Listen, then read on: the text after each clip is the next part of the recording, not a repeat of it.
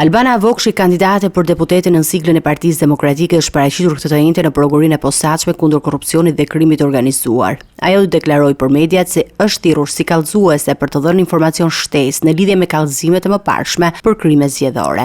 Vokshi akuzoi Partinë Socialiste për keqpërdorimin e administratës publike duke e vënë në funksion të fushatës elektorale. Sipas saj, punonjës të shtetit po përdoren për presione ndaj votuesve dhe për patronazhim politik. Më negativ i prodhuar nga Partia Socialiste në këto zgjedhje të fundit, pavarësisht denoncimeve që Partia Demokratike ka bërë, apo pavarësisht ngritjes së shqetësimit në të gjitha raportet e OSBE Odirit të zgjedhjeve të fundit të 2023-2021, pavarësisht rezolutave të shumta që ngrihen në lidhje me shqetësimet, edhe rezoluta e fundit e miratuar nga PPE-ja në lidhje me keqpërdorimin e administratës publike, keqpërdorimin e mësuesve apo me keqpërdorimin e nënpunësve civil dhe shumë fenomene të tjera negative, Partia Socialiste dhe Edi Rama vazhdojnë njëjtë me shkelje mbas shkeljes të përditshme.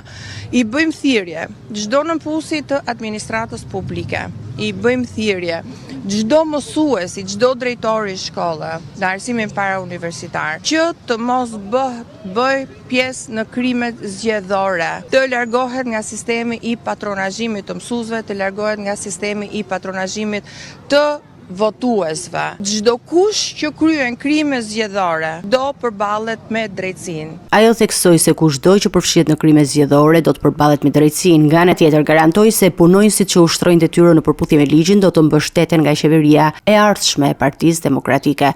Materialet e dorëzuara nga Vokshi janë pjesë e një serie kallëzimesh të bëra nga opozita në prag të zgjedhjeve me fokus në shkeljet e pretenduara të procesit zgjedhor.